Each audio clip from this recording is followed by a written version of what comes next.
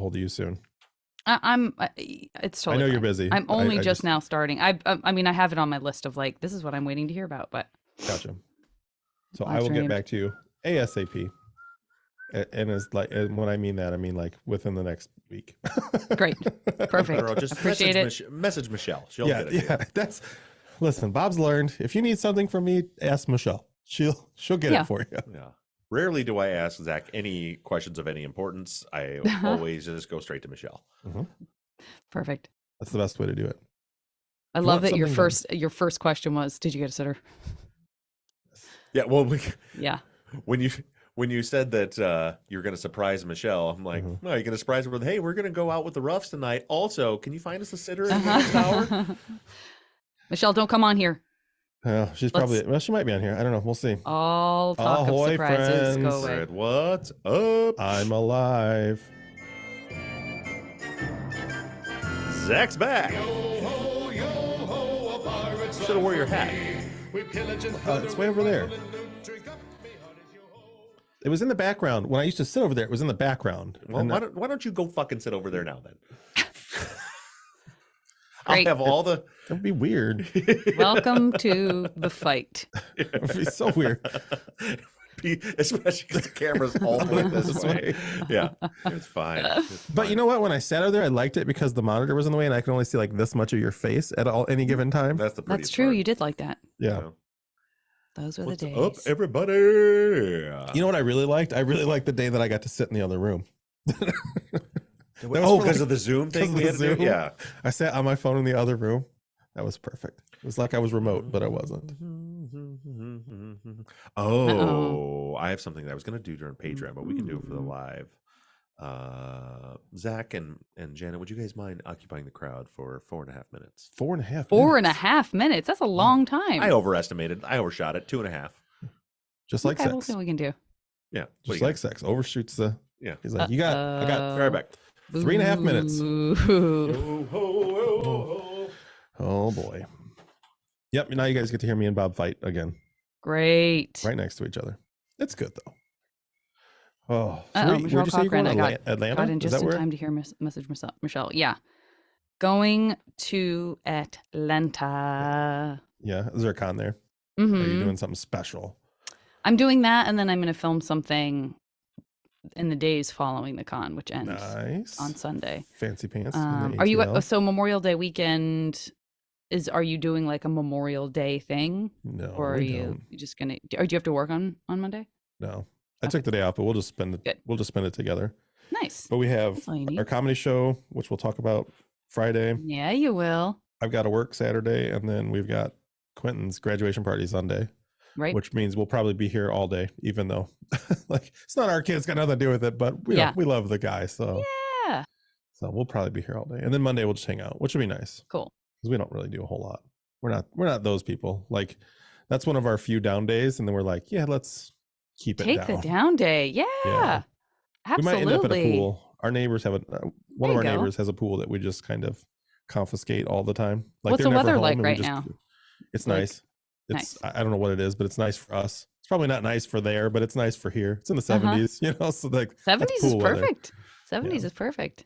I remember it's been it's like really foggy and cold right now. I tattooed in LA in I don't know, it was a long time ago, 2010 maybe. And I showed up and my friends picked me up from the airport and they're like, "We're sorry the weather's so bad, man." I'm like, "This is fucking wonderful. What are you talking about?" Like, you know, it was like 70 and overcast. They're like, "Oh, the weather's so bad." I'm like, they felt like they needed to be like warm and bright and sunny. Yeah. Yep.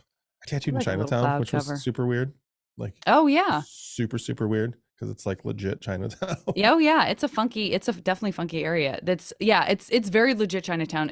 I'm more used to San Francisco's Chinatown, which is extreme. Like it is so insular that, you know, there are people who live there who don't really ever leave. Like they don't speak English and stuff. It's pretty adorable, actually. It's quite charming. Nice. Oh my God. Let's see what he's done. Oh no. Oh my God. You brought so many. Those are the weirdest looking quail I've ever seen. Hi guys. This is Lucky. When do they get wings? Lucky. Oh, Lucky. Oh, I want Lucky. And this is Torty, the little tortoise shell one. Oh, Torty. look, I like that they're looking down at their own feet and how high they are up in the air and going, what is this? My favorite of this batch. There's 2 black ones, but this one loves me. And when I go into the garage, she immediately comes running out. Let me get my headphones on. Do you want me to take one of the quail? The quail babies? Wait, did you bring everyone? No, there's 5. You just brought 3. Yeah, okay. Why are you giving me the one you like? Well, I like them all. They're so little.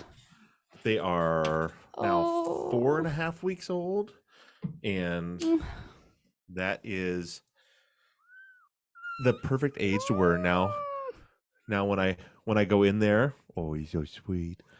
When I go in the garage and they're in their little hole, and I go, kitty, kitty, all 5 of them come plowing out, but they're all still kind of clumsy, so they're like falling over each other and stuff. Can we start a new podcast? Oh my God, We're going to call it Big Guys with Little Cats. Big Guys with Little Cats. I will watch that. I will listen to it. Oh my God. But there's 2 black ones. There's 2 black ones and 2 Where are you tabbies. going? You can't go that way. But that black one, every time, if it hears me anywhere in that garage, it comes flying out and runs right up to me. Oh my God. Oh, I would take any one of them. Oh, they're adorable. Bet we could mail one to you. I love that. Well, now hold on. We're Hold on a hoping. second. We're hoping we have Quentin's grad Is that party not how that here. works? Oh, Quentin's grad party. Oh, please. People are snap those guys up. Oh yeah, because you put it on Facebook or whatever, but you can't resist the actual kitten. Oh yeah, no. Yeah, so this one here, this little tortie, my ex Quentin's mom is taking this one, and then there's the 2 tabbies and the 2 black ones that still need homes. Damn it. Yeah, they are. Is that the cutest thing you've ever seen? Yeah, they're adorable. Why are kittens so cute? That's my I nipple. can't stand it. Oh, they're so cute. I better take them back to mom because mom was giving me Oh, dirty looks God, when I they're left, so which is the other reason why I left too. So she would just stay behind with the other 2. Got They're it. just gonna be attached to my shirt. Let me take this. Oh my gosh, their guy. little needle claws are so yeah. intense when they're Oh, kittens. we should just do the whole show with me just cuddling all the kittens. Yes. All right, I'm gonna go give them back to their mommy. I'll Oh, be back. those kittens. What's kind of fucked up? Why do you get all the kittens and I don't get one? You can have 4. I don't want 4. I just want one to cuddle during the show. You said you get to cuddle all of them. That's not fair. Those kittens. Yeah, they're adorable. Whew. It's gonna be very hard to focus. I'm pretty sure that one just pierced my nipple though. That fucking hurt. I know. I'm telling you, it really is. Like it could go through and come back out the skin. They're so sharp. Yeah, no, that hurt pretty good. I'm sorry. I don't know if you can see it. I got bit by a dog. This no. so big. It's not actually. I didn't actually get bit, but like little puppy teeth. Oh yeah. One of our neighbors got a new dog, and we were walking, and I came across them, and like they want to bite you, but they don't actually bite. They just kind of like put your.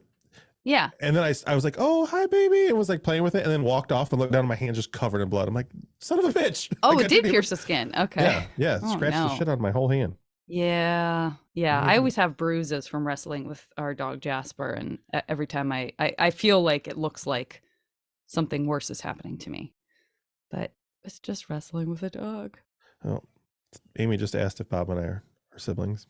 Are we sure that we aren't siblings? We might be. Might as well be. Yep. Might. Yep. That's why I got this shirt be. on. That's why I got this shirt on, so people know. Oh, you got your Not Bob on today. I didn't see that's what that was.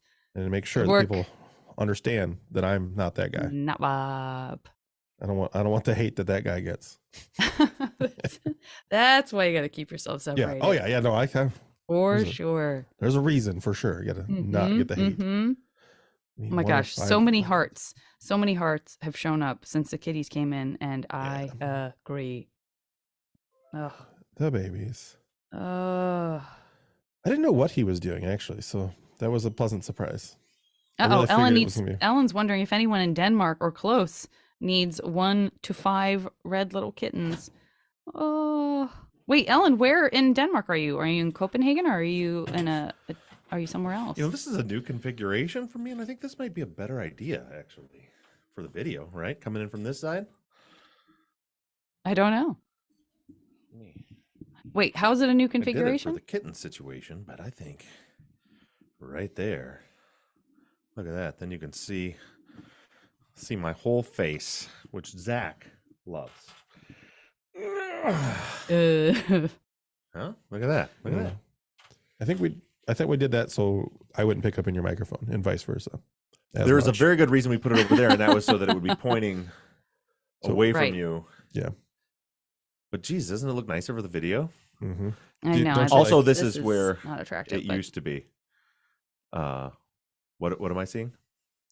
What are you? Nicole Oh, says she thought my shirt said Hot Bob. Oh yeah, that which No. also works. That's not Bob. That's Hot Bob. Yeah, Hot Bob. I don't think you can. Yeah, all right. I'm not going to pick this fight right now. There's already been a huge fight just moments ago. Was there? Where am I? I am in my. Oh yeah. I am in my off-site. I'm in my outside studio. Yeah, which is the new that's it now, right? You've moved everything over. Mm-hmm. Yeah.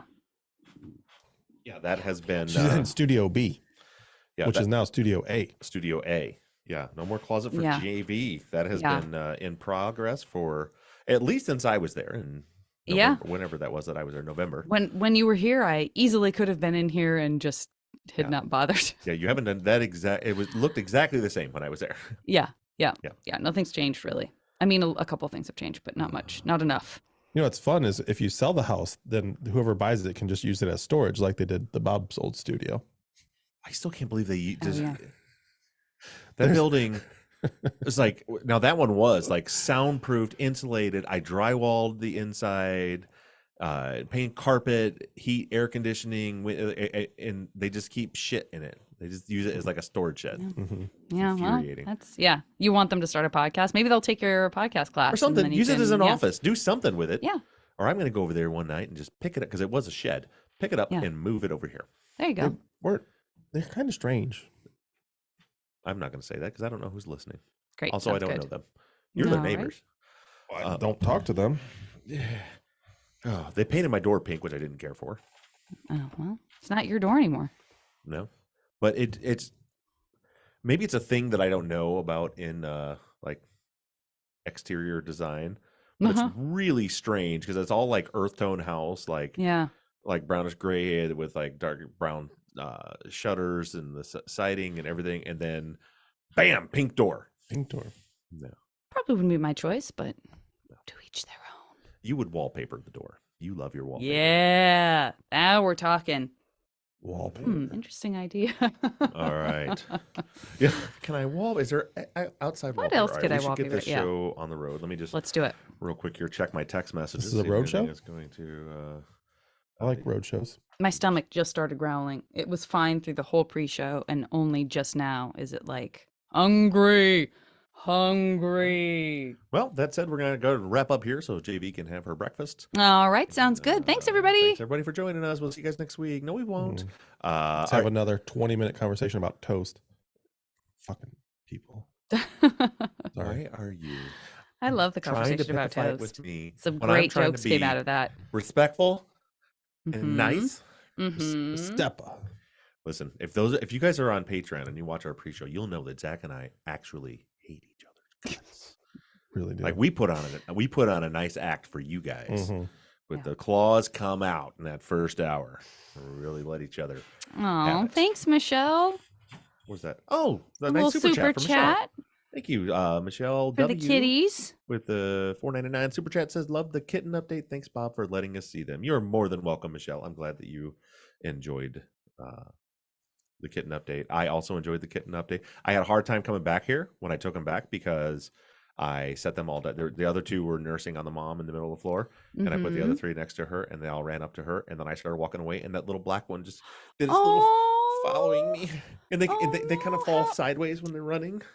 Oh no! Are you gonna let that little black one go away? Yeah, I have two German Shepherds. You can't. And a hunting dog in I my know, house. I know. Yeah, Yeah, I cannot have yeah. cats, and I don't need that many outside. You already cats. take care of. Listen, so if anybody wants a cat, we can ship it anywhere in the United States. No. Somebody pack it in dry ice. No. on the fan page when I put up the original post horrible things, about I'm them or sorry. talked about them, somebody, and I don't remember who it was. I wish I had like screenshot it because I assume they live close unless they were just talking shit. But somebody said, if there's a tabby one, I'll take it. This is before we'd even like seen the cats, and I'm like, there's two tabbies, and one of them must be named Lucky. I've decided because it has a perfect horseshoe pattern on its head. There are two of them. They're adorable, and I have no idea who it was that said that to me that they wanted it. And we should start the show now. Is that Great. Sounds good. I'm into it. You want my notes? Listen. Comedy show, platonic, week off. Oh, gotcha. Yep. All right. Look at that. Housekeeping.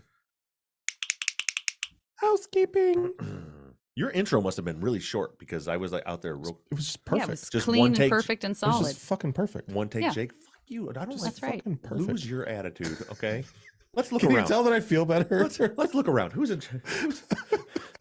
that up there just hanging out with Mark Harmon? Is that you? No, that's me, motherfucker. You know That's what? my I'm Jimmy not Pardo. even That is 100%. my Jimmy Pardo. I'm not even 100% sure that's you. Huh? You don't look like that anymore. I do not. I like that now we have a pre-show and then we have a post-pre-show called Yes. Kittens and F-bombs. Right. Yeah. And then we go get serious. And then yes. All right. I feel better. All right, everybody. Thank you for joining us. Of course, we are happy to have Zach back. And Jay, it's an interesting day. We have Zach is back in the studio, and JV is in her own new studio. She's not in the closet anymore, and the studio looks great, Janet. Thank you. Love the lighting, love the windows, love everything about it. We've got a very active YouTube chat going on, and we're going to get right into it, but we got a few announcements. Thing one, you guys are hearing this on Friday, May 26th. At this point, 2 days ago, Janet's brand new show called Platonic airs on the Apple Plus or Apple TV Plus. It has come out, and I think, did you say, Janet, the first 3 Calling episodes? it my show feels like a bit of a stretch. It's Janet's By a bit of a show. stretch, I mean Written, produced, the biggest stretch of all directed, time. and starring Janet Varney. A show that, by all accounts, is fabulous from what I've heard so far, which Janet is in as an actor. Yes. It's called Platonic. It's on Apple. The first 3 episodes came out on Wednesday. So check out Platonic. I'm super excited to watch it. That'll be on my agenda for this evening. Also, while you're already looking at your calendar, today is, again, a Friday, May 26th. If you are somewhere within, I don't know, let's say an hour of the Chicago area, really Portage, Indiana is where we're going to be tonight for you guys on Friday.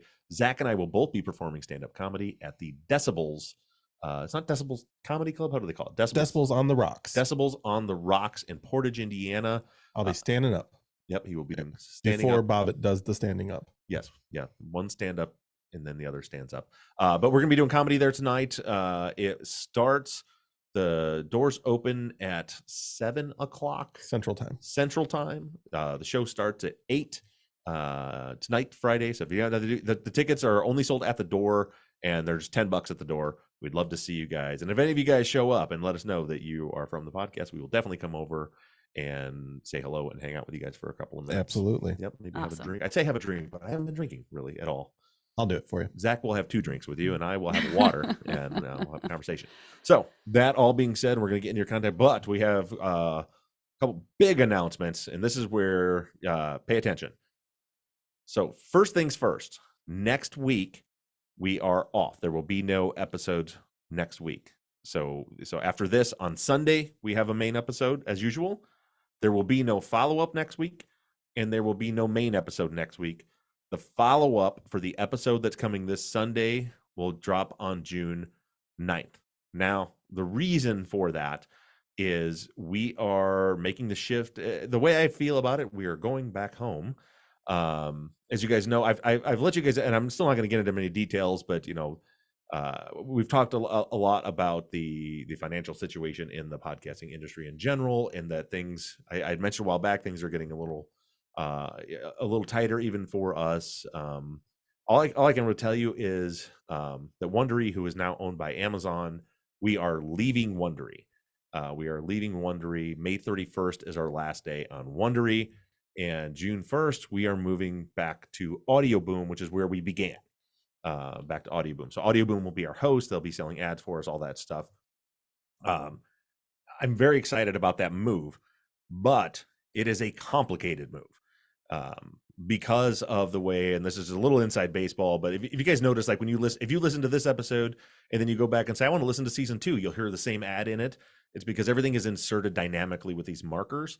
Mhm. And I only tell you that to tell you this: taking things off of our feed, off of one platform where all those markers are, and then putting it onto a different platform with all those markers and making that transition happen smoothly so that all of you don't have to do anything different. You know, the idea is when that episode comes on June 9th, you open up your podcast player, whatever you use, and the next episode will be there like nothing ever happened.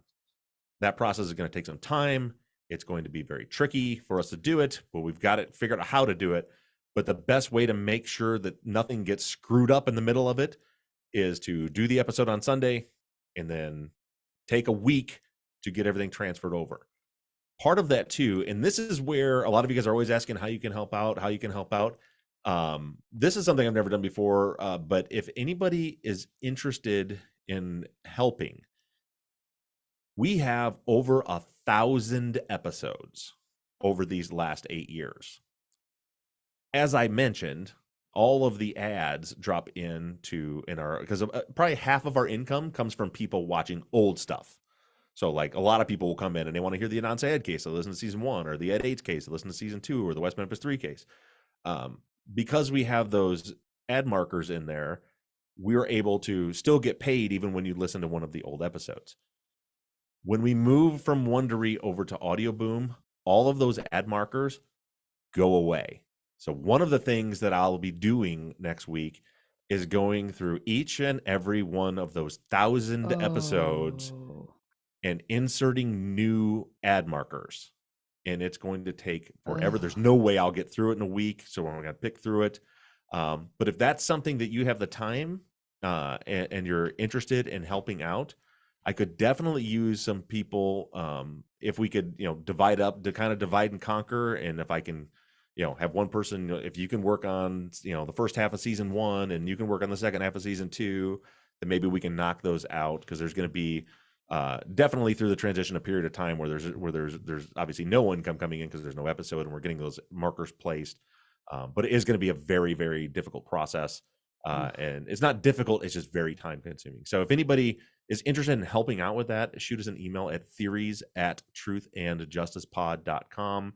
In the subject line, just put, ad markers or whatever you want to put in there. And I'll get with some people, because I would very much love it if we had some help doing all that, because otherwise it's going to be me doing it for weeks on end, trying to get stuff markers placed on that. So anyway, that is what, for those of you that are just listening and they're like, shut up, Bob, that is the only reason I explained all that, is that that's the reason why we're off next week. Also, we just have a lot of stuff going on for me personally right now. The day you're listening to this, my son Quentin graduates from high school, which is super exciting. So the graduation tonight. On Sunday, the day the main episode drops, we have the graduation party, which is here. And for any of you that have ever had a graduation party at your home, you know that there is a to-do list a mile long to get all that done. So there's just we're juggling a lot right now. All that stuff is going on. So it'll be a nice time to take a break from producing episodes for that 1 week. And also JV's traveling that week too, right? You're going to be in Atlanta. Yeah. We have a few questions from the YouTube chat about this. So Nick just wants to make sure the feed stays the same. Yes. Yep. That is part of the reason why that we have that break there. Thanks, Zach. I didn't see the reply.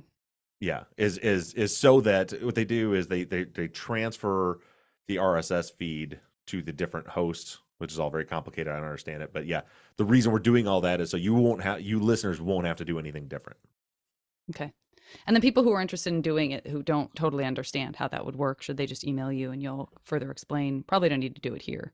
Yeah, no. Well, yeah, I'll explain that. If he explains and you guys are like, I can't do that, or I don't want to do that, then fine.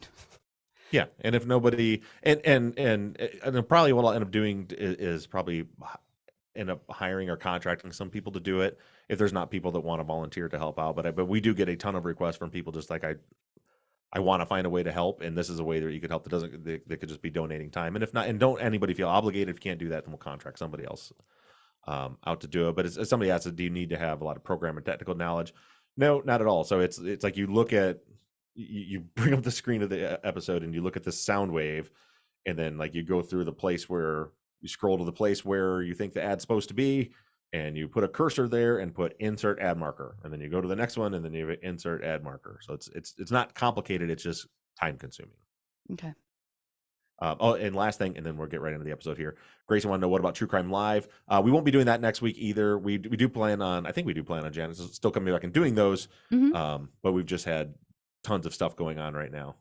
So we will definitely be doing so, but probably not next week, especially Janet's traveling, and I'll be again buried in add marker hell for for the following week.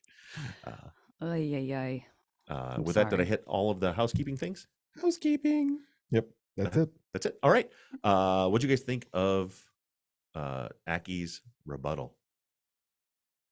Well, I can tell you, for me personally, I listened to it 3 times. I listened to it once, just straight as just coming and listening to it as a listener. I listened to it a second time, pretending that I knew nothing, that I didn't know any of the evidence. I didn't know anything. The third time I listened to it kind of hypercritically. Coming and listening to it with the presence of like not knowing anything, he lawyered the hell out of it. Yeah. I mean, it's very convincing. If you don't, obviously they were presented all the evidence. The jurors were presented all the evidence. They have to sift through it. But just on this as closing arguments, he lawyered the hell out of it. And I mean, it's very convincing to me.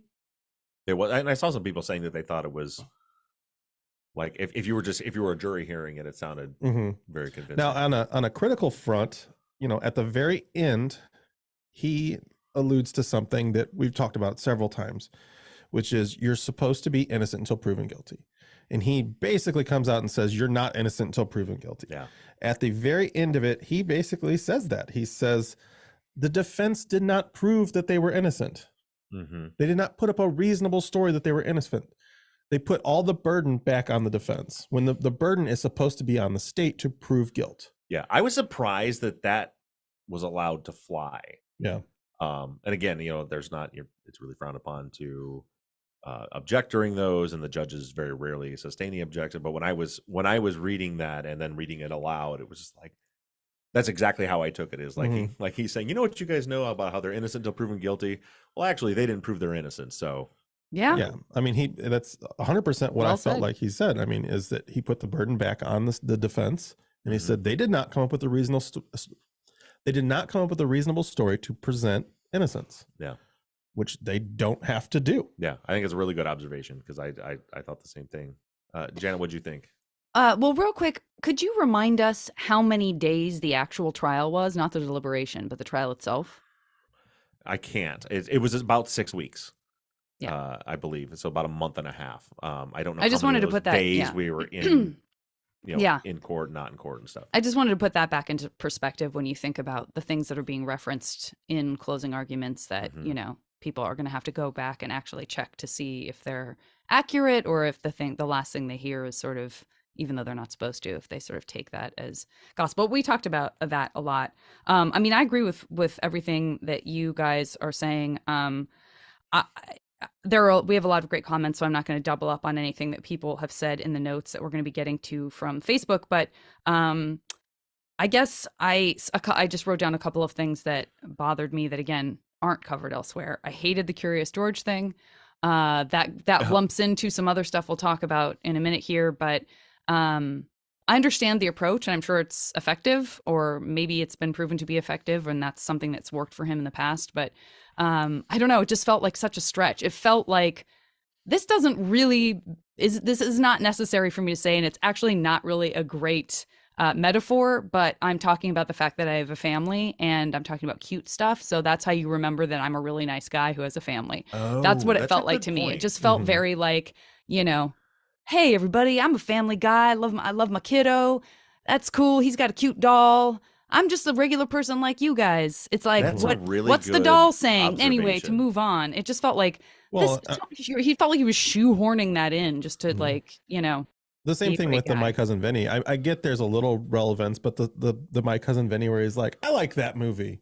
Yeah. Like, what the hell does that have to do with anything? But I mean, I'm sure it's effective to sort of like, how do you make yourself one of the jury? So I'm not criticizing the idea of that being effective. That just rubbed me the wrong way. And I 100% am biased in this scenario because I'm so glad you said that, it, because I did my best to read it. I mean, obviously not a voice actor as you yourself are, but I was trying to like just really try to be in the character and try to sound like and when I was reading the part about the doll and the hey hell, like I was so baffled by it. I didn't even know how to present it. And it was like, why in the world, what relevance does that have? But now that you say that, I wonder if that was it. If it was like, hey, I'm a family guy. What I I got would a little do. kid.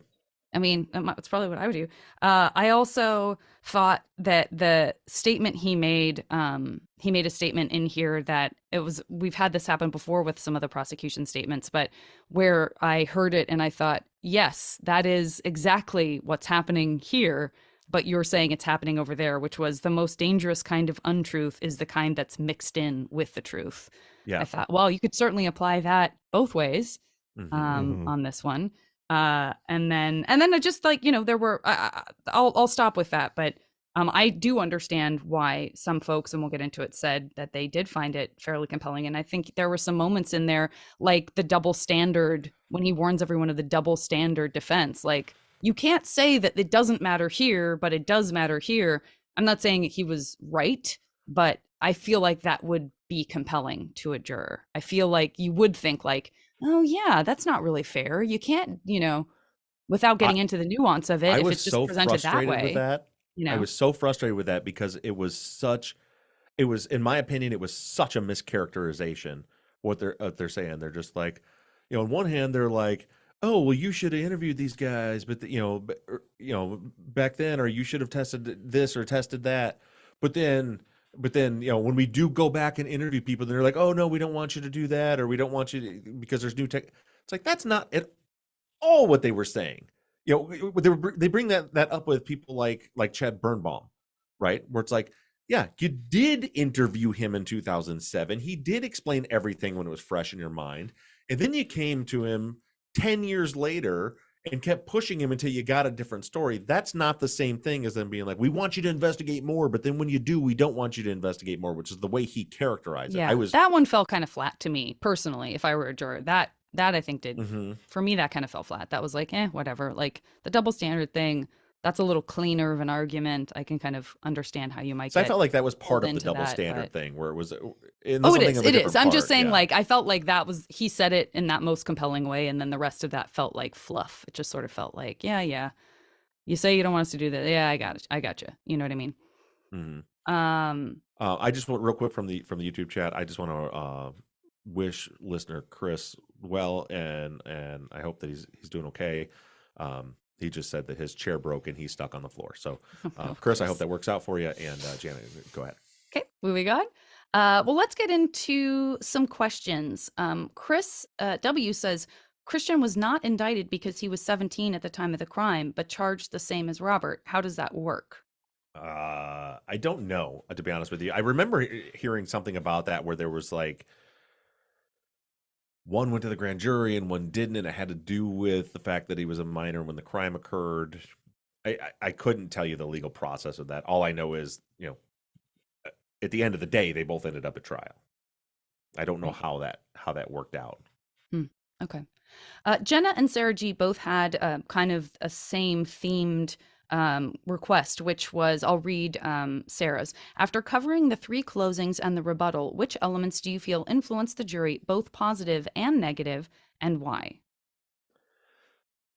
I think that the defense on both sides did a very good job of driving home the fact that it's the prosecution's job to prove beyond a reasonable doubt what happened, and that they did not do that. I think that if those points hadn't hit home, we wouldn't have seen a 10-day deliberation. And again, we've seen the email from our alternate juror who said apparently like they came out of trial 50-50. This wasn't close. It was like half and half at the beginning of that. So I think that's the best thing that the defense did, was really drive, like, they have to prove this to you, not just convince you that it probably or maybe happened. They have to prove it to you, and they didn't do that. Yeah. On the other side, I think that what hit home the most was them trying to was the state presenting Robert Christian as that their interviews told a story that was completely disproven by the phone records. the way they presented it. I feel like that had to have the most impact. And again, from what we've seen from like there was a few posts from the jurors like after the trial, but then we have that letter or that email from the one juror, where they said, ultimately the phone records and the stories didn't line up. And I think that was the most effective thing they did, which is one of the reasons I'm so frustrated by it, because the phone records were not accurate. And as I've said before, but just to really clarify, there's all this talk about that 713 call. If they could have been going up the mountain, or maybe they could have been going this way, or they more likely were this or more likely were that. I don't care which one you believe about that.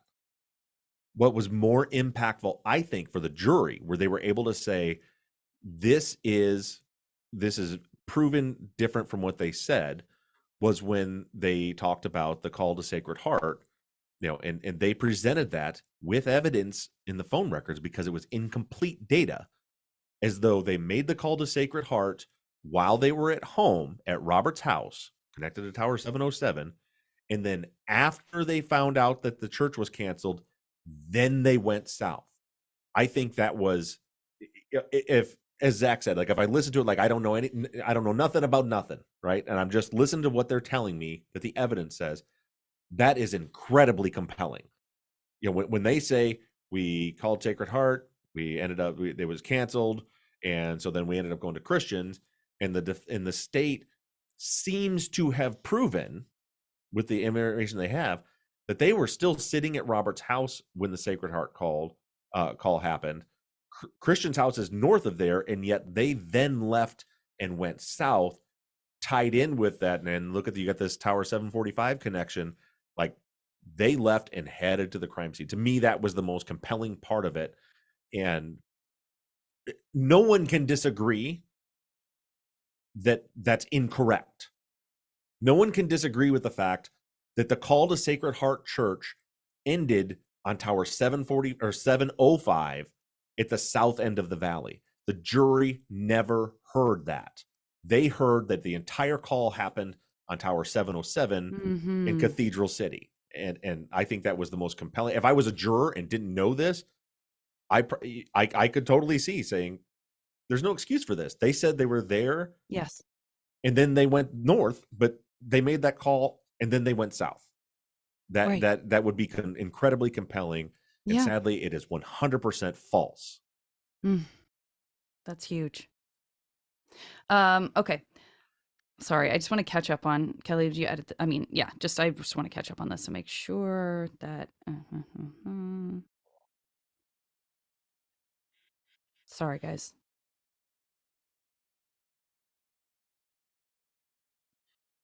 Jennifer says, Kelly, I noticed real quick.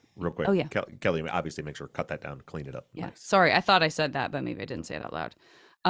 Jennifer says, I noticed Aki said the foam and water sprayed on the wheelbarrow handle and could have sprayed on that and may have done away with DNA on it or fingerprints on it. Maybe the jurors thought that then the foam and water did that to the DNA on Becky's socks. I mean, that's basically, is that he also did he let that be another reason why the socks didn't have what they needed? Or did he sort of leave that to the wheelbarrow stuff and make the socks about only the DNA that could have been picked up all over the house? I think in his rebuttal, it could have been picked up by anybody. If I remember correctly, in his initial close, he talked about like the foam and water on the socks. He didn't say it, but he kind of implied that it could mess up those profiles. And then later it was, and again, it's another thing that I don't think that landed, to me, is being particularly strong for the state. But I also don't think it landed for the defense in the fact that what was never, I don't believe, was ever brought out to them when he says, think about all the people because he says, think about all the people that were at her house that week. I don't know that the jury ever heard that all of the people he named were ruled out as contributors. Right. For the DNA on that sock. And I think that was a huge miss by the defense, because they had that information.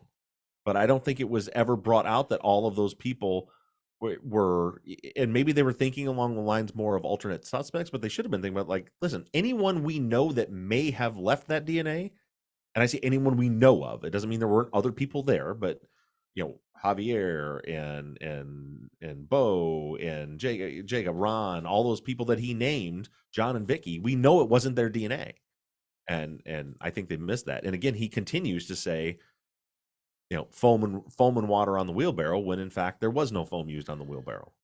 Right. But I do think he, in the rebuttal, when he does talk about that the socks could pick up DNA from around your house, I think that actually landed pretty well. I do feel like that landed pretty well. Not as far as landed as in like, oh, well, clearly that, but I mean, like, it's a reasonable assumption to be like, for me as a listener to go, oh, I guess that makes sense. Yeah, I agree Right. with you there. I'm just thinking of things like if I was sitting as a juror, that would be like, make me think they're guilty, where to me that falls more into the category of, okay, well, like you said, like that's a reasonable explanation for why their DNA, like, but then that puts you in the mindset of, so then maybe their DNA could have been there, but it got washed away. But for me as a juror, that wouldn't have been compelling. It wouldn't have made me think they're more guilty, but certainly it would have been a way to kind of explain away questions, maybe. Yeah. I'm so tempted to go in so many directions right now, but really quickly, as long as we're talking about the DNA thing and the wheelbarrow thing, and then talking about the business card and how Christian's DNA shouldn't have been on there, I do just want to quickly shout out folks like Danielle and Kathy, and it sounds like people were posting about this outside of the follow-up post as well on Facebook. But just to read Danielle's, when I heard that he referenced Mr. Rogers and the one of these things is not like the other, he lost all credibility. I think this is a bit tongue-in-cheek. How do you not do your due diligence in your closing arguments? I literally said out loud while listening, as did I, Danielle and Kathy and many other people, what are you talking about? That was Sesame Street. Yeah. That was a big miss. And real quick in the chat, Montana, I think makes a good point here, where she says she thinks the defense wanted to be able to implicate Javi and Jacob, even if they couldn't point at them specifically, regarding the um, not bringing up the fact that they were ruled out as contributors for the DNA on the sock, and that very well could be a strategic, I think, a losing strategy. Obviously, it was a losing strategy, but if they're trying to, without saying it, maybe kind of give the jury the implication that maybe Javi and Jacob are good suspects here, then they wouldn't want to come out and say Javi and Jacob were ruled out as contributors of the DNA on the sock. Interesting. And just, I also want to jump back to Nick on the YouTube chat, who says, why, if the plan was to hike, then why call the church? And I'm going to tie that in with Kate's Facebook question. Was there ever a bill of particulars provided by the prosecution that lay out their theory on how the crime actually happened? The defense may have had to file a demand for it in California. But the reason I wanted to put those two things together is that, again, we've talked about this a lot, but there's a lot of sort of, well, this happened, so we know this, and this happened, so we know this, and that's how we know that they did this crime. But did they ever stitch together, like, well, they probably weren't going to really go for the hike at first, and that's why they called the church about mass. But then they did go for the hike, but then something happened unexpectedly that caused this death. And that's why you could even find for manslaughter from Becky. If this wasn't premeditated, perhaps you find that something just happened out there in the area of disturbance. But if you believe that, then you can't believe that they're creating an alibi for themselves about the church. Like, so how did they reconcile, or do they ever try to reconcile? Like, here's how these pieces don't contradict each other. This all makes sense for these reasons. It's never laid out clearly other than in the closings. And it's kind of let's just not look over here. To me, it's like, let's just not look over here. They never really explain, and they leave that like, we don't know why they were doing that. We don't know why they kind of present it as though the call to church might have been to create an alibi, but then also that maybe they were going to go and something changed. They don't address that, and again, another big miss by the defense, I think, because a lot of the stuff, obviously the prosecutor isn't going to point this stuff out, but the defense should have. Like, if they were going, then why were they ignoring her calls? She's calling them over and over again, and they keep ignoring her calls. Why would they do that if they're going? Why would they call the church if they're going? And I think that would have been a better strategy in the closing. Like, to me, by the defense, would have been to say, think about this. Just think about this in practical, real life terms. If you were intending to go up to the place and you are intending to go meet her, Why would you be calling a church to see if they have mass? Why would you be ignoring all of the calls from the person that you're on your way to meet? How does that make sense? And they never did that, and I think Right. that was a mistake. The prosecution just kind of just danced around it. Like, again, in my opinion, it was just like, we're not going to talk about that because I don't want you to think about that. I want you to think about the fact that they're home when they called church, and then they decided to go south. We can see that from the phone records. And so they just kind of hit on the parts that fit with their narrative. And then they added information to the narrative, like we can tell, we can tell by where the gas cans are that they went upstairs and poured the gas and they ran out I of still don't gas. understand that. Like It's that impossible. seems like it's such an important thing for him. Like that's another thing I wanted to ask you about because I don't think it comes up here. But he really hammers home this gas can thing. But I don't understand why that's important to it being the two of them who did this. Do you know what I mean? Like I think he's it had more wrong, to but do. also what's like why is that so important to him? Aki, I mean. I think that it has to do with kind of my view of the tone of his rebuttal was a lot about protecting his credibility. Hmm. Right. So it's a lot of, yeah, they say this and they say this, but it's just truth mixed in with lies. And they're there's the double standard. There's all this. A lot of that to me is to me him taking his last word to reestablish credibility with the jurors. And truthfully, they made him look really dumb with that gas thing. It's like, he told you that the gas cans were up there. There was no floor. There wasn't an upstairs. That's not something you could, that's just made up. It's a fairy tale. And so I think that and it is just my opinion, but I think that he comes back to that because maybe he felt, and one thing we don't have is the ability to have been sitting in the room and watching the jury's body language. Right. Maybe, Yes. Good point. he could be watching them and be like, oh, that landed. Like they agree with him on that. So I want to come back and now establish, like, yeah, they say that, but look, you can tell by these cans. Look at the garage. Look, you can, and again, completely misstates the evidence when he talks about the garage and how clearly there's so much heat and fire in that garage. That's not true. There's no fire damage in the garage. The damage in there is from the firefighters pulling the ceiling down from the attic. Nothing is burnt in the garage.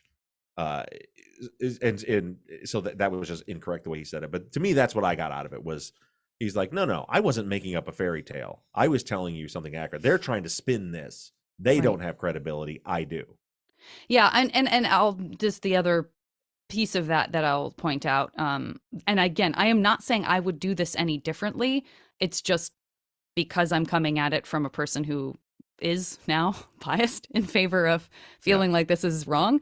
I also thought this sort of like tossing off of like, I mean, I'm not going to stand here and rebut everything they said in their closing arguments. That would be ridiculous and we'd be here all day. In my mind, I was like, I mean, that's probably what you should do. If you actually have rebuttals that are fair and true of each of those things, I think probably your job is to address those. That kind of makes me feel like you actually can't do that. And then also at the end when he was like, yeah, I have a bunch more stuff here, but I'm not going to waste your time with it. Yeah. Also felt very like, that's probably what I would do. But also I did not go to school to be an attorney. So it felt a little bit like sophomoric to me to just be like, anyway, do this. They're wrong about that. Well, listen, I won't waste your time with all these other things because you have important things to do. You're the jury. But just trust me when I say there's a bunch of other stuff here. Just trust me that they're wrong about a bunch of other stuff. Well, and the way he talks off the DNA for the gas cans. He just kind of like, well, you guys can imagine why there's no DNA because the fire. He doesn't like, there's no evidence of that. There's no, you know what I mean? He just like, you can kind of figure out why. Yeah. And by the way, Patty in the chat says Tiffany explained that there was another level in the garage. Yeah, there was an attic space up there. There was like a staircase to an attic, and fire did get into the attic space. But that's where the gas cans were found. And Aki is saying that they carried them up the stairs in the house and threw the gas cans up there, which is impossible. Right. Okay. All right. I skipped around a little bit because I liked the flow of things that were happening, but I'm going to pop over to Bridget. I'm going to read Bridget's, but Rachel had a similar comment. I felt that the closing provided was compelling. I can clearly understand how they got convicted as you have presented the case well. I would love to see the visual aid he provided in his closing next to the actual graphic that was admitted into evidence during the trial. That part of the closing made me twitch a little bit. I know our brains tend to recall more easily the first and last thing we hear or read, and if his visual aid to which the defense objected is different, it would be very misleading. I know he claimed it was similar, but like, how was that okay? And Chrissy had something similar. Just, the sort of idea of this being able to blend things together and show something different, and that just gets kind of like, do you think that was significant, or was it just a quickie thing that actually probably didn't matter anyway?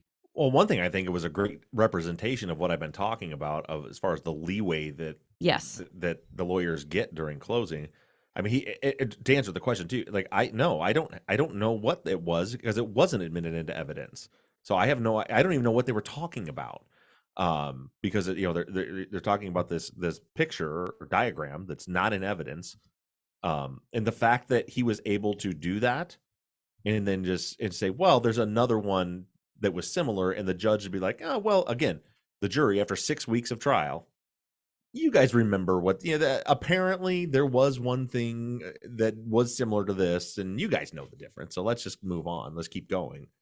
Well, you can even say that, and going back to what Chrissy was saying, you can even tie that into the idea of like, this is actually perfect, Chrissy. So I don't even know if this is what you meant, but well played if it was. The idea of saying like, this isn't the diagram, but it's a diagram similar to that. And the guns that were used in the crime, we don't have those, but they had access to guns, which is basically the same thing. And Chrissy says, or the casing you covered where they were like, and this is the butcher knife, even though it wasn't the butcher knife. Like the way you sort of sneak around those pesky facts and find a way to use language that implies that all the evidence you need is there, when really you're saying, well, we don't actually have any of that particular evidence, but like, I mean, close enough, right? With the shoes, guys, right? Yeah. Anybody? And that's where I like, and again, I'm not an attorney, and I've had a year to read every word of this for, over this time. But I always get to this point and I'm like, oh, I wish so badly like I could have delivered the closing arguments for the defense, because I don't want, like, what strategy would work. And again, it's not to knock the defense, because we're not in the moment where they're there, and also I don't know the rules of law. But it's stuff like that, like you mentioned the guns. Like I would want to say, like, the prosecutor has to prove to you that they had access to a 40 caliber or 10 millimeter gun. There has been no evidence presented that they had any access to that. The prosecutor used this drive test to show that they barely could have made it. And actually, again, it was a minute short, but that they barely could have made it back, done a 52-minute drive in 38 minutes. But in order to do that, they'd have to leave the scene immediately. They have to prove to you that someone left in a car. There's no evidence. What evidence is there that someone left in a vehicle? There's not, to go through like point by point by point. And again, I'm speaking, when I say that, I'm speaking to like myself as a juror, what I would be listening for. And for me, like, I want to hear, like, cut through all this narrative fairy tale nonsense bullshit and just give me the fact, what was proven and what wasn't proven. And I feel like if there was 12 of me on the jury and someone did that, we would have acquitted. Right. Okay. Pumping over to, sorry, Kelly and everybody else. Okay, so let's go over to Chris W. Chris with a K, I know you're in here as well in YouTube. Chris says, wasn't their alibi verified according to court testimony? And then Chris references a Desert Sun article from May of 2014, which thank you so much, Valeria and Chris, for getting that posted over to me in the follow-up so I could pull some quotes. They say investigators also found no one who could vouch for Pape and Smith's whereabouts that night, including at the middle school in Cathedral City, where paintball guns could easily have been mistaken for real weapons. Paintball guns, to our knowledge, would have attracted a tremendous amount of attention, Michaels testified, but there were no reports, no calls for service, no evidence that we could determine. And I will add that I had read that article before, and it's a real tough read because there is a ton of misinformation in it. And I'm not blaming the reporter. I'm sure they were just reporting on whatever they were told, or how are they, they thought they were being accurate, but there's a lot that is wrong in that article. And and that's it's one of them. disturbing. The It's thing, very the part you disturbing. just read is one of them. So if you didn't catch so basically what Michaels told the press was, essentially we know that they weren't where they said they were, which was behind James Workman playing paintball. And we know that because no one called 911 saying someone was back there with guns. Right. That's how they. So that's what he was Is that saying. what he told the press, or is what? Because I think maybe Chris is looking at the word testified, like Michael's testified. Or Was there... maybe it was in his testimony. Okay. But regardless, what he's saying, first of all, anybody who's even today, and there's more buildup around there now than there was then. I've been there a year ago. Behind that school is desert. There's nothing back there. No one could see anyone back there from anywhere, from any house. That's why people, not just Robert and Christian, regularly went back there and did paintballing. Because it was a normal thing they would do, because it's in the middle of nowhere with no houses around. It's just a huge empty, here I would say big empty field. Out there it's just empty desert with nothing around. Paintball guns do not make a sound anywhere close to what a real gun makes. Yeah, a discharge of a firearm, I mean, is a violent concussion that people would hear. A paintball gun is literally a CO2 cartridge that just is pressurized air. Yeah. I mean, I've played paintball. I feel like it sounds like this. It's exactly what it sounds like, right? And let's not forget, the reason they were back there was because the gun was broken and they wanted to test it out. And when they got out there, it still didn't work. Right. So like for them to spin that into, hey, we did our due diligence, since no one called 911, let's take that same logic. A bad look. Let's use their logic. Since no one saw them playing paintball, they were not there. Okay. No one saw them at the crime scene. No one heard the gunshots in the crime scene, so I guess no one was shot. There was no gun. Right. No, there must not have been a gun because nobody heard the shots at the crime scene. Yeah. No one saw a car leaving. Not right. No one reported seeing a car leaving, so there was no car. Like, that logic is ridiculous. Like, I don't even say, people have said, like, you keep saying there was no car. I'm not saying there's no car. I'm saying there's no proof there was a car. Right. There's no evidence to support the fact that there was a car. Does that mean there couldn't have been a car? No. In the circumstances surrounding it, I think it's unlikely, but that's besides the point. There's no evidence to support it. But the same side that is saying, even though no one saw them, even though no one saw a car, you still have to believe they were at the crime scene. The same people are saying, since no one saw them and no one heard the paintball guns, or reported hearing the paintball guns, they couldn't have been there. Right. Yeah, it's a huge stretch. And again, frustrating article in general because there's a lot wrong there. Richard did ask, did law enforcement question them on how they were doing that in the dark back there? No, anyway. I think there's lights back there in the back of it because it's like parking lot that goes all the way back up to it. Gotcha. And then right beyond there. Okay, great. I don't know where you guys are with this in your conversation, but I did see that you did reply to a Facebook post from Steve. Yeah. Steve says, going back to the Xbox, Microsoft would have all login information going back to the creation of the account. So as long as the Xbox was connected to the internet, they would be able to confirm the alibi. On top of that, if they were playing an online game, such as Call of Duty, the game developer would have that data as well. I know this because I work for Activision, who makes Call of Duty. Any extra stuff you can report back on that, Bob? Or no, other than I immediately responded to him, passed that information along to the family, and Robert's wife B is checking with them. I'm a little skeptical on the thing. What they would have to know, they'd have to remember what their usernames were or their IDs were at the time, which they may very well. I'm not. Here's the thing, though. I'm not a gamer at all, so I don't know. Like 2006 seems a little early to me for people to be gaming online. Now that said, so it was active then, you could do that, but no, I wholeheartedly agree. Everything you said, and that's what we've read before, is that they have these logs if you're online. The system doesn't have a log. If you play a game online, there's a log. Yeah. If you're just playing a game, there's no log. And Yeah. in 2006, I agree. I don't know. I do believe it was active. I think Xbox Live, I think that predates 2006, but that's saying that they had to have it. They used it. I don't think we did any, me personally, or any of my friends did any online gaming till almost 2010. Yeah, and that's what I had said. Was it John? Was that the name of the poster there? Steve. Steve's. I'm sorry. To Steve, he said that Call of Duty 3 came out in 2006, and that had online multiplayer. So it's possible, and we're looking into it, and hopefully that's the case. Because that would be like, I mean, how would you argue with that if they can show that their usernames are online playing the game? That being said, it would have to be, if they were playing Call of Duty 2, then they couldn't have been online, or if they just weren't online yet. I remember my kids around 2012 starting to play online, like play with other people on the internet. What Zach said, it was available then. I don't know that it was super popular then.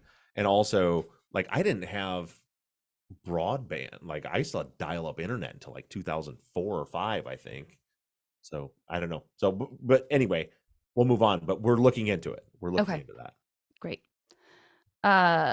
Tracy says, okay, there's all these other pieces of evidence found in the list of processed stuff they gathered, and they weren't tested for anything, no prints or DNA.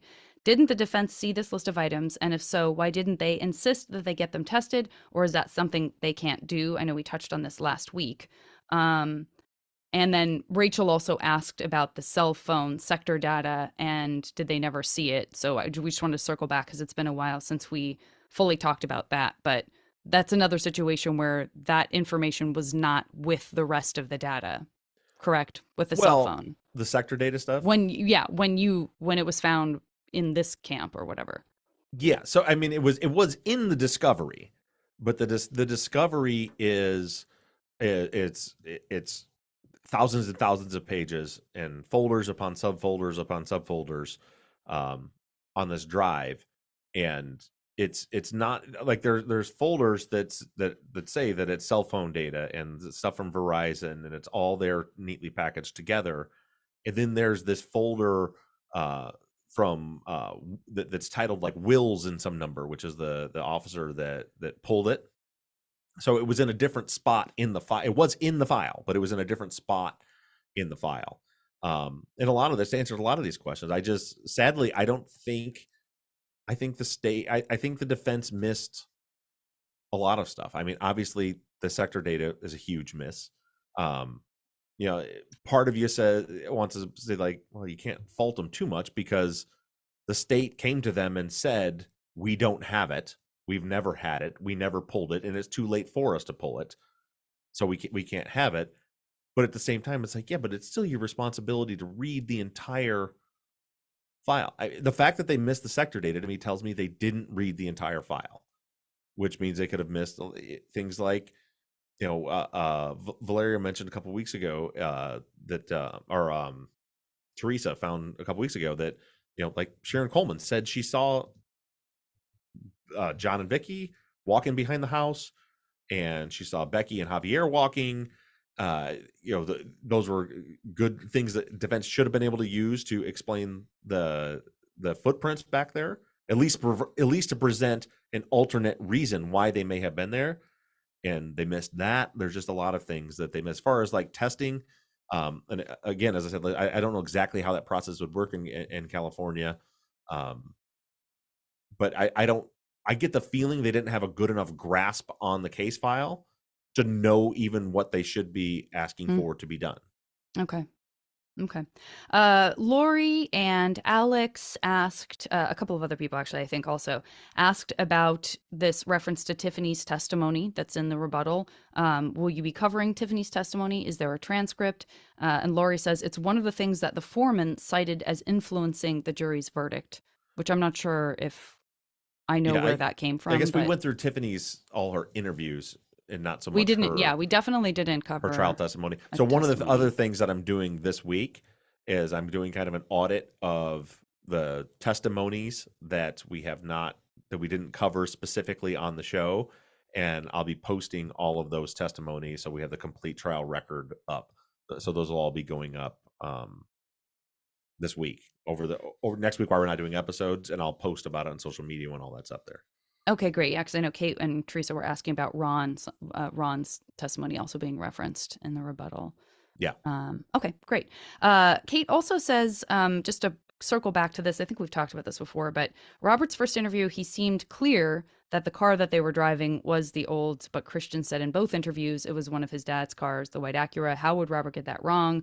And then also, were any cars tested for evidence in the raid in 2007? I think those are things we've covered, but my memory of the whole discussion around Robert when that happened was that he was asked what kind of car Christian drove and did not ever get to say what he was driving. That's not what we were driving, though. And there truly is. And I say this again, like back when this happened, I was very, very open to the possibility that the guys were guilty because I just wanted to have that open mind. And even back then, it was clear that he was like going to say something else, and he was not given the opportunity to do so. I wish I should have pulled the audio like I've done in the past years, though I could play it for you. But I can almost recite the transcript from it because I've been over, because this argument comes up. You know, people keep circling back to this. Well, he lied about. He said he was driving an Olds when the Olds was in the shop.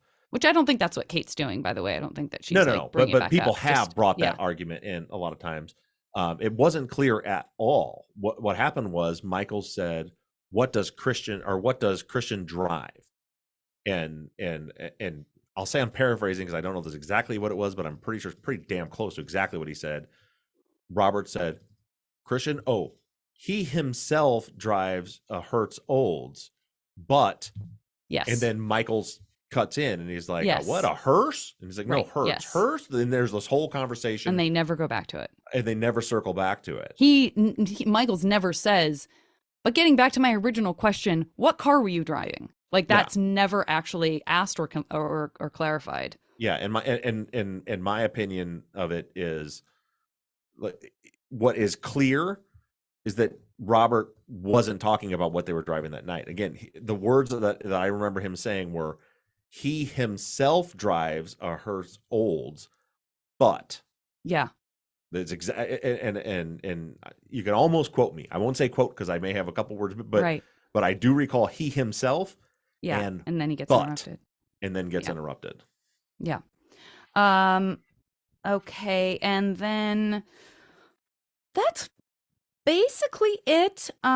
We always have questions from wonderful listeners who are hoping that we are moving towards perhaps helping with alternate suspects and stuff like that. So that's a question from Donna. Very happy with the work that Truth and Justice is doing, and coming back to that place of hoping that maybe that helps draw a finer line around the story itself if we can look at other people. So I know we're not quite there yet, but that's where we're going. What I want to do is, now that we're done with the trial and the full case against Robert and Christian, I want to do a very bullet pointed. Normally this would be when we had somebody from the guilty side come in and we have that conversation. Nobody wants to do that. So I want to lay out very clearly, this is the points of the state's case that they believe proved their guilt. And this is, whatever issues I have with those, what stands, what doesn't. And this is the case for innocence, why I believe these guys are innocent. Very clear, concise, boom, boom, boom, boom, boom. One, just to kind of wrap that part up.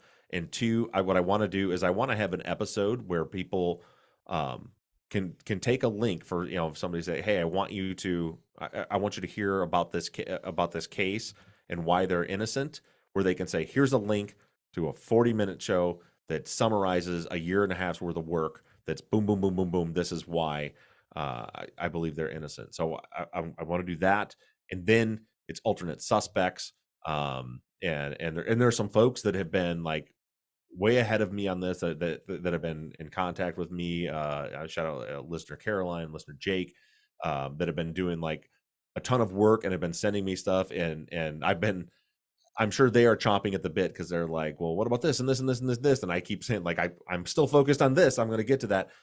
We will be tapping into that resource big time from the folks that have been really working on doing a lot of research on alternate suspects. I mean, I have stuff that I know of that I think are pretty important that I want to cover. So that'll be coming after that closing episode this Sunday. Again, as I mentioned, it's a busy week, and we've got all this stuff going on with the switch over, and me with the graduation party this weekend here for my son.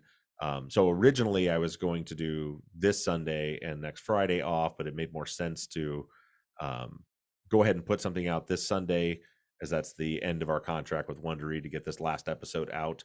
I was thinking about what to do with it, and then I remembered a pair of interviews that I read a long time ago that just absolutely blew my mind and absolutely don't fit into any category of anything that we're talking about. Okay. It's kind of alternate suspects, but not really, but it's not the case against them. Or just, it's very I believe in the episode I used the word titillating.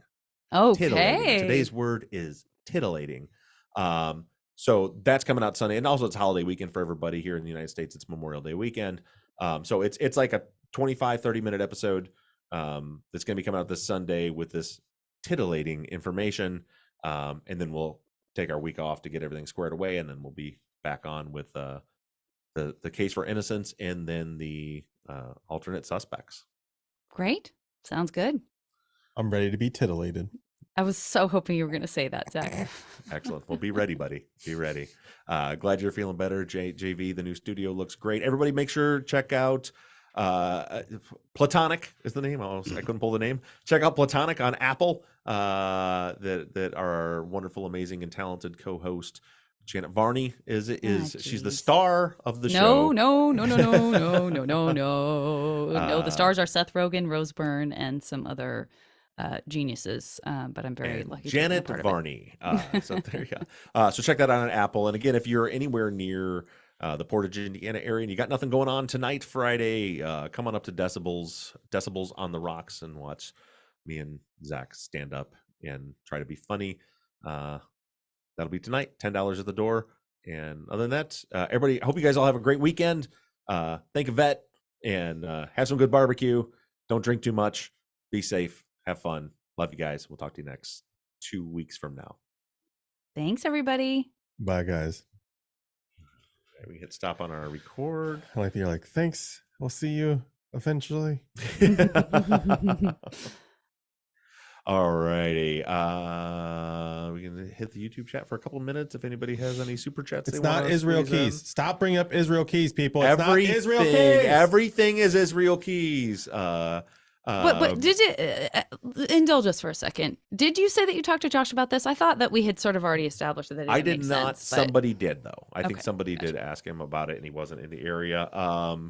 Brian Blanchett with the super chat. Thanks, Brian, who says, "Hope everyone has a wonderful Memorial Day weekend. As always, great job, Bob, Zach, and Janet. You guys rock. Thank rock." you, B. Did you figure out who put the thing in your mailbox? No, I don't. I did not. Did you ask Brian? No, I did not ask Brian. Brian, did you? I haven't seen. They ran out of town. Oh, Brian, are you on your vacation right now? On your anniversary vacation, watching YouTube Live? I forgot about that. They might be home now. I don't know. Happy anniversary, and if I may, Brian. Just wanted to squeeze that Janet, in. I hope this was Brian because I don't know who else it would be. Otherwise, it's kind of creepy. I got a package in my mailbox, sealed package that had no address. It had my name written on it, just ZAQ, and then next to it said Z to the Q. As the entirety of the addressing on it. Okay. It was Pez dispensers, which I love, and a note that said, "Ahoy, Zach. I thought you would like these," with no name. I don't know where they came from. I don't know who they were. They weren't mailed because there's no address on it. They were just placed in your place. So mailbox. Somebody has to know where I live. So I'm really hoping it was Brian. Yeah. Otherwise, that's really something that somebody did that. I mean, nice gift, but no, awesome gift, but that's really weird. He says he doesn't know who, so it's a beautiful mystery.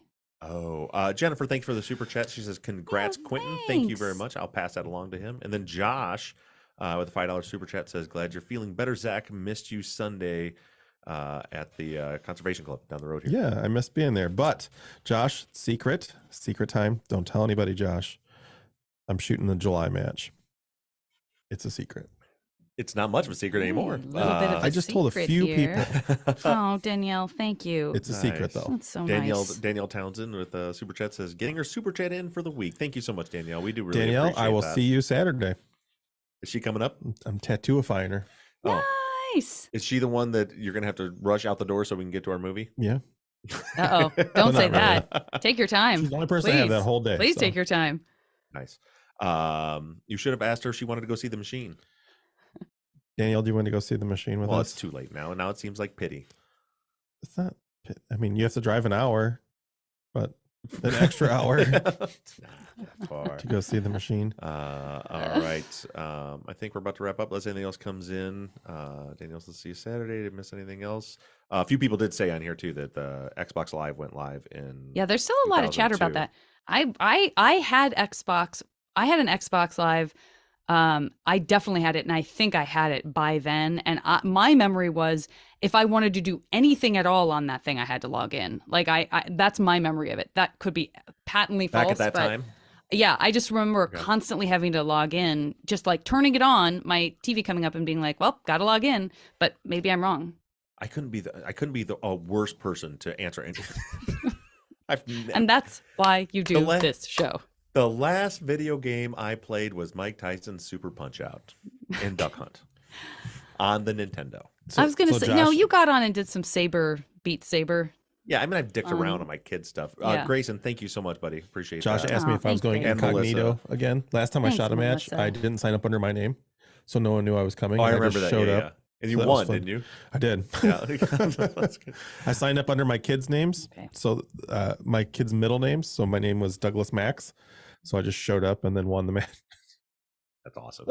We have a very, very important update, which is that Brian did give you the Pez. Oh, thank God. Oh, did he? Thank you, glad Brian. I gave He was this. trying You to put it he was one trying on- to stay anonymous. Thank you, Brian.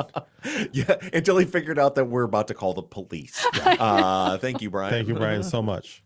That's great. And Thanks again, for all your Grayson, super thank chats, you so much everyone. for the super chat. Melissa, thank you Yeah. for the super chat. We really appreciate it. And Hey, someone earlier said, did I get my money for my super chat from last week? That's some bullshit. I haven't got your money from your super chat That's last some week. They don't pay me till bullshit. next month. But I'll give you Thank your you, $3. Lilius. I also did. didn't know I got money from super chats. So Yeah, Lilius somebody did a super get chatted well for the soon today. kitten content. Keep that Lilius, kitten content coming. if you didn't, I'll leave this. Normally, I shut these down for as soon as we're done, and then I put them back up like a month later. But just for you, Lilius, in case you weren't here at the beginning of the live, I'm going to leave this up for an hour. If you missed the beginning of live, go back to the beginning of this, and the kittens were here in studio, right in front of the cameras, just for you. Adorable. just for you. Just for Lilius. And with that, I think, are we Large men, little kittens. Hey, Chris, buddy, are you okay from that big fall? Are you doing okay? I saw that you said man, the only we've thing all hurt done it. was your pride. We've all been there. Yeah. You know when it's fun is when you have a cousin who you're very close with that you guys constantly make fun of each other all the time, and he happens to be over here playing poker, and we are both thick boys, as we like to call ourselves. So he's always, there was a time when I got to be fatter than his fat, and he reminded me of that on a daily basis. And then after I lost some weight, he was playing poker and he leaned back in a chair and it exploded. Not fell over. The chair exploded, and it was the happiest moment of my entire life. That is you are literally the last person I would want to be with if anything like that happened to me, which it does happen to me frequently. You will never let it go. Nope. I will pick anyone else. Yeah, but truthfully, like if it Have that happened to happen you, with. like my initial reaction for sure would be a blurt laugh. But then I would be like, "Oh my God, are you okay?" And Yeah, but then when I was okay, you would go right back to be like, I hope you're ready to hear about this for the rest of your life. Remember that time? Yeah. But imagine if you spent a solid year. Imagine if you had my contact saved in your phone as the fattest rough. That's what is saved in your phone. And then while you have that in your phone, this happened to you and I got to witness it. Oh, Awful. What is happening? oh, my son's about to ruin my day. and I forgot to shut the Bluetooth off. I'll just decline that. No. I was like, Yeah. what is happening? Yeah, there were pictures. It was sent to our deer camp group. There was, Yeah. it's my favorite. Not a surprise. And with that, Alrighty. we should. Amy, if you met my cousin Corey, you would not be telling me to be nice. He deserves everything that he gets. Alrighty. And now we're done. Thanks, everybody. Thanks, guys. All right, Janet. Keep waving till we're done. Keep waving, Janet, till we're done. Till we're stopping the live stream. Just keep And doing it.